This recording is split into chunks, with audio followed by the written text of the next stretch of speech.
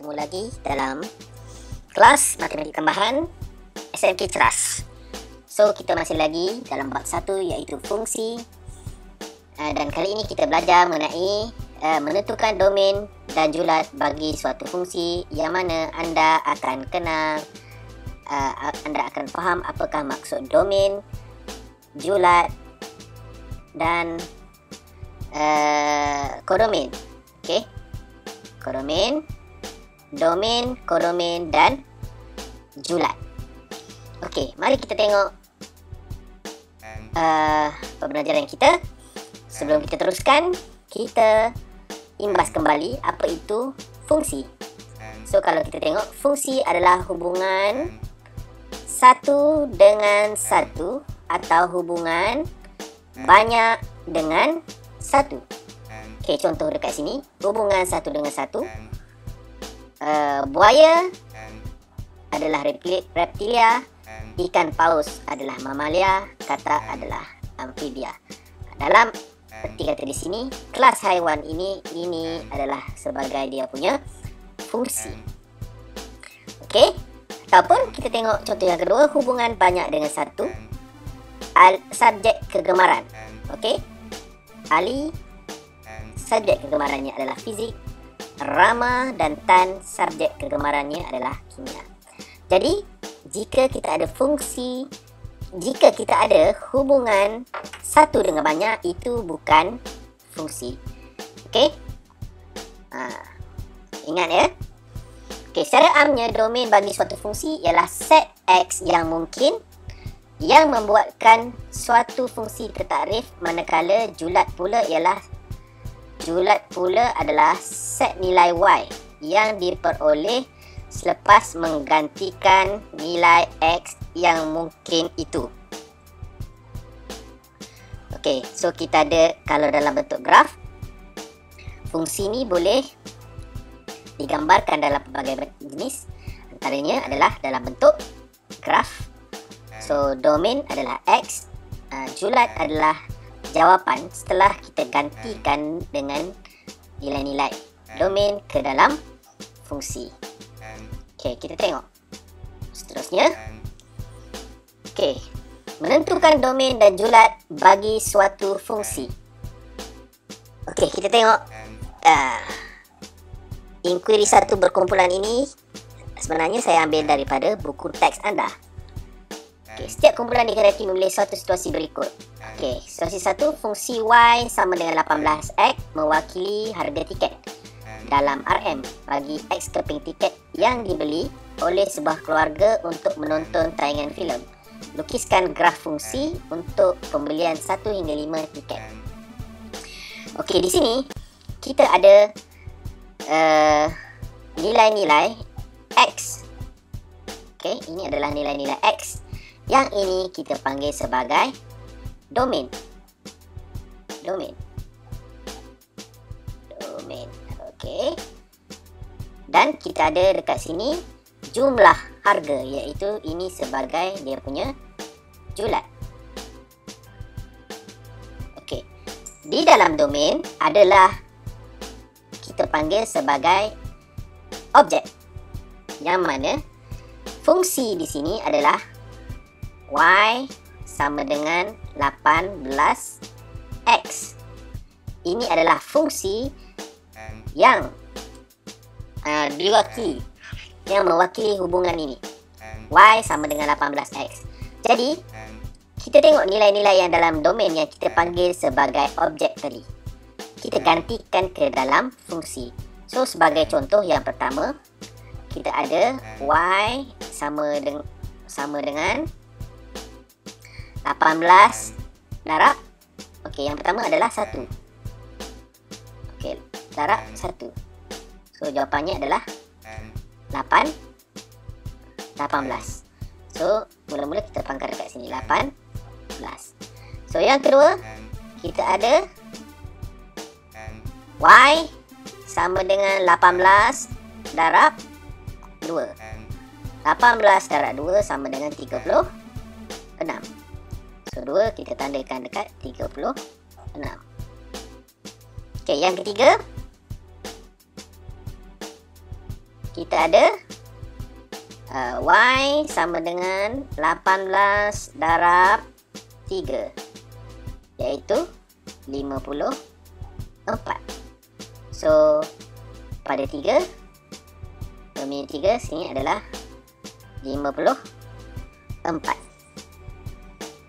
Begitulah seterusnya. Apabila 4, dia akan jadi 72, dan bila 5 dia akan jadi 90, dan ianya akan membentuk suatu garis lurus.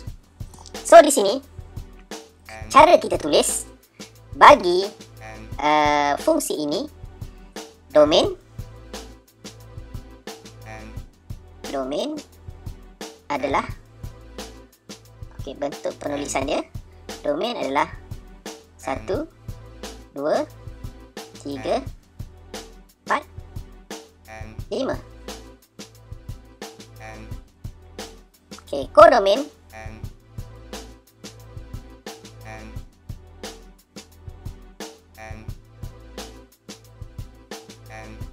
kodomainnya adalah nilai-nilai dekat sini. Nilai-nilai yang di sini 18, 36, 54, 72, dan 90. Manakala julat adalah jawapan, iaitu hasil daripada apabila objek ini masuk ke dalam fungsi ini. Y sama dengan 18Z, yang mana anda akan dapat nilai 18, 36, 54, 72, dan 90.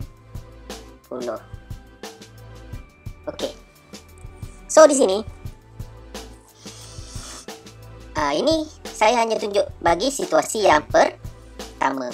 Jadi kalau kita nak kenal balik domain, di dalam domain ini kita panggil nilai-nilai dalam domain kita panggil sebagai objek. Nilai-nilai dalam kodomain kita panggil sebagai image.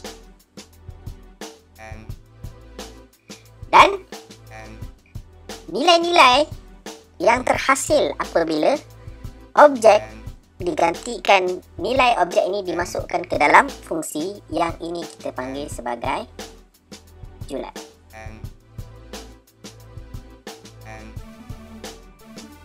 Okey. Faham? Okey, seterusnya kita tengok. Okey, kita boleh lihat pada contoh 4 ini daripada buku teks anda. Tentukan domain, kodomain dan julat bagi setiap fungsi Y yang berikut. So, ini kita panggil sebagai domain.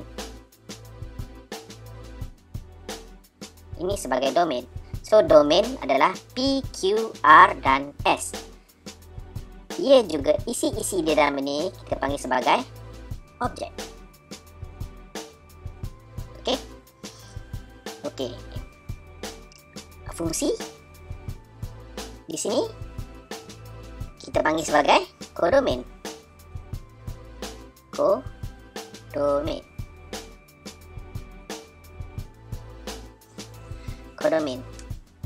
Yang mana di dalam kodomain ini semua ini kita panggil sebagai image.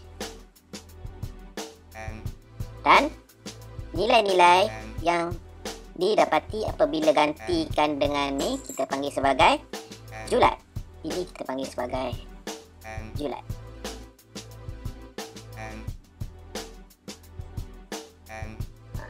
So ini anda kena ingat cara penulisan dia mesti ada bracket. Okey, kalau lihat domain P, Q, R, S, kodomain adalah semua nilai di dalam ini, iaitu 13479, manakala julat adalah hasil daripada objek apabila digantikan ke dalam fungsi. Okey, kita tengok contoh yang kedua. Kita ada satu graf yang mana ini adalah dia punya domain.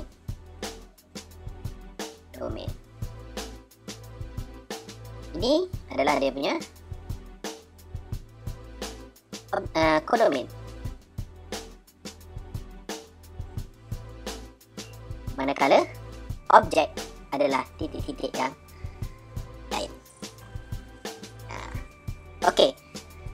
Untuk pemahamannya lebih lanjut, anda boleh rujuk kepada modul Nilam yang telah pun anda ambil ataupun telah pun dibeli oleh ibu bapa anda tempoh hari, dan cuba latihan di muka surat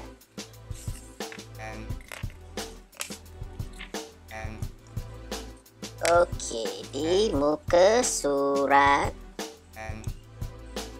8. Boleh cuba di muka surat 8. Sekian saja untuk kali ini. Sekian. Terima kasih.